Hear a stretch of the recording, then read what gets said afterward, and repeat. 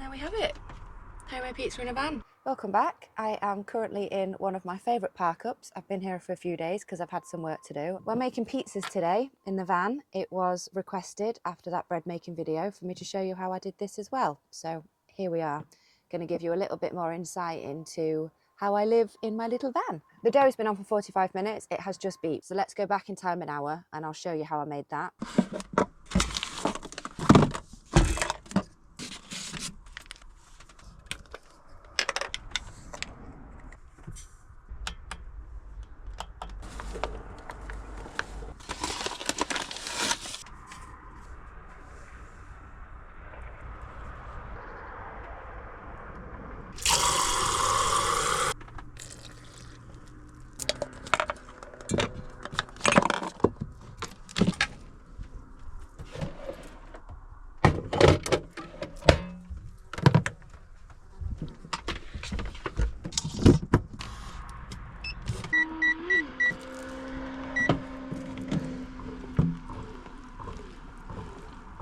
So that's how you make the dough. Very easy with one of these machines.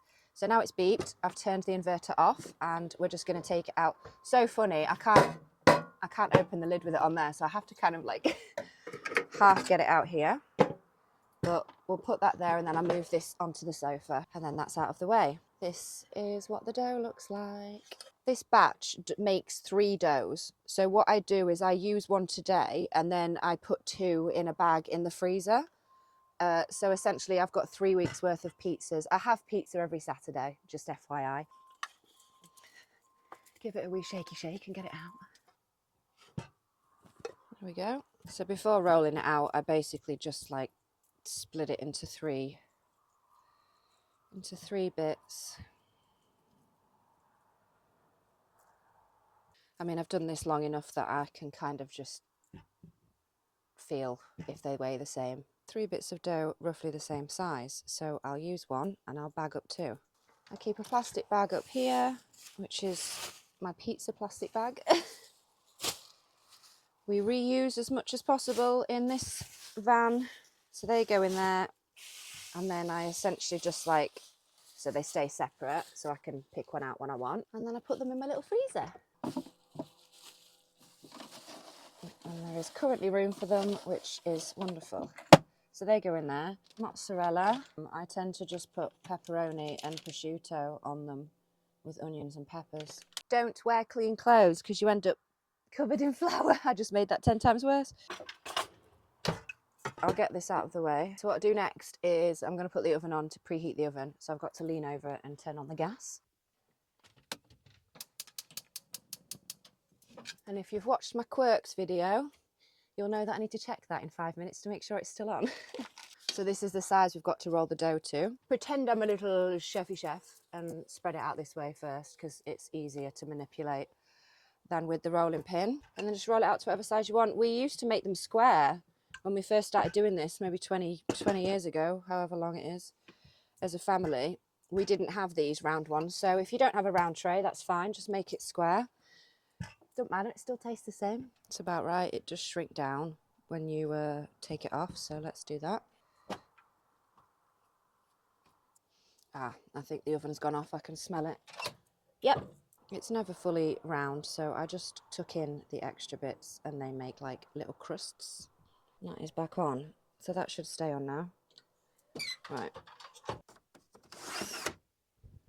Open the skylight, get a bit of air through. Right, so now we've done the dough, the next thing is to make the sauce. So I'll put that there and tidy as you go because you're in such a small space. You don't have the luxury of being messy.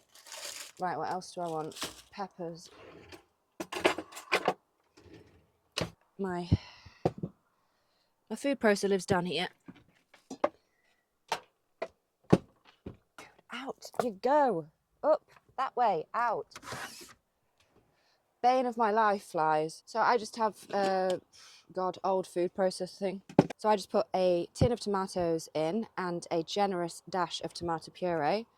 Then we add in garlic, oregano, basil. Put this in the recycling. I just keep a bag in the front and then when I'm near a recycling place, I empty it. So good helping of tomato puree. Oregano and basil. Now, if there are any Italians watching, I do apologise because I know you're not supposed to use both. And then I keep my garlic in this nice little tub. So we'll put a few cloves of garlic in and some herbs, generous helping of herbs.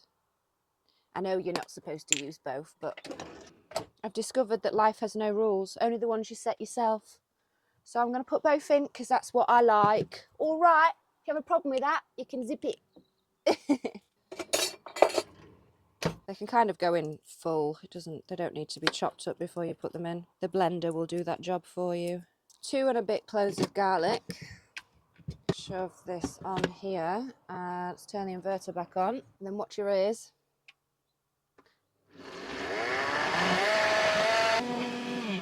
Turn the inverter off, and then I cut my veggies next. Absolutely love onions, put them on everything. So we'll cut up some onions first. I like to cut them into squares, but do it how you like, that's really irrelevant. And again, put things away straight away, because you ain't got the space. If you can hear that beeping, I do apologise. That has been going on all day, and it's been doing my head in, and it's like 6 p.m. now. It's like, stop working. Like a van reversing, but it does it like every 5 seconds. So annoying. Anyway, sauce. A bit saucy, are we? Put the sauce on the pizza. Spread it around a bit. How can one person need to reverse so much in a day? Until it looks something like that. You just want a base layer. So next I put the onions underneath the cheese so they don't burn, because if you put them on top of the cheese they will likely burn. Just a piece of advice, you don't have to actually do that. Make it however you want. That's the beauty of homemade pizzas. There are no rules. Do whatever you like. Then it's time for cheese. I just get grated mozzarella from whatever supermarket I'm going to. Now a tip with this is to not put on too much. You really don't want to overload it because then it just ends up a greasy mess. So it looks something like that. And time for the peppers. It looks nice already. And then it's time for the toppings. And then it'll look something like that. And that's ready to go in the oven now. So that goes in there. 10 minutes and I turn it around. 10 minutes and I turn it around again. I rotate it like 3 times so it does a third, a third and a third, and that seems to work. Timer on for 10 minutes. A bit like the bread, it took me a while to figure it out here in this oven, because this oven tends to be like really hot at the back and not at the front because it's not a fan oven. But I've learned how to do it just like the bread. I think it was the 3rd batch I did, absolutely perfect. I've actually got some rolls rising now. So after the pizza's cooked, I'll cook those as well. And that will be the 4th attempt. And I think I've got it down. I've actually eaten all the ones of the last batch and it's just so nice to have fresh bread in here. I'll show you them. So, oh, damn, those 2 have stuck together. I've got a flat tray now without holes in it. I put parchment paper on it and I made them smaller, although they still look quite big. But that's how I'm doing it and that seems to work. But damn, they're touching. I don't want them to kiss. So once the pizza's done, we'll cook those as well. So while the pizza is in the oven, it is clean-up time.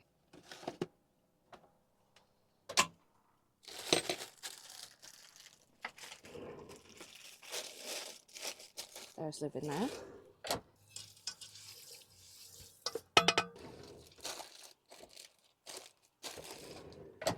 Just chuck everything on the floor, then sweep the floor. That's my method. It seems to work fine. I just get covered in flour and stuff. I'm a messy pop.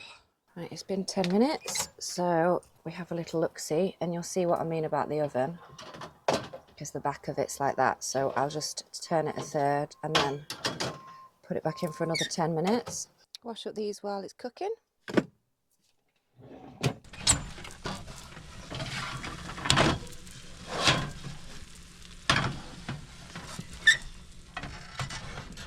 Ten minutes to go. We'll turn this off. This should look yummy now.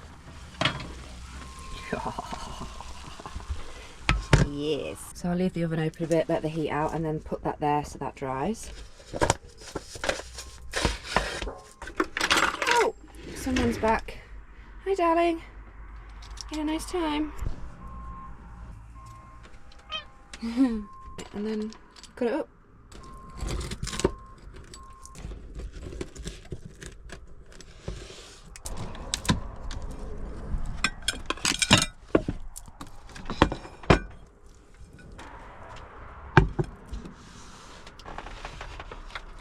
And there we have it.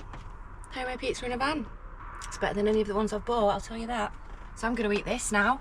Thank you so much for watching. Huge shout out to my Patreons, you legends. Go over there if you want to join it. Next week's video should already be out. And I will catch you in the next one. Peace out and stay wild.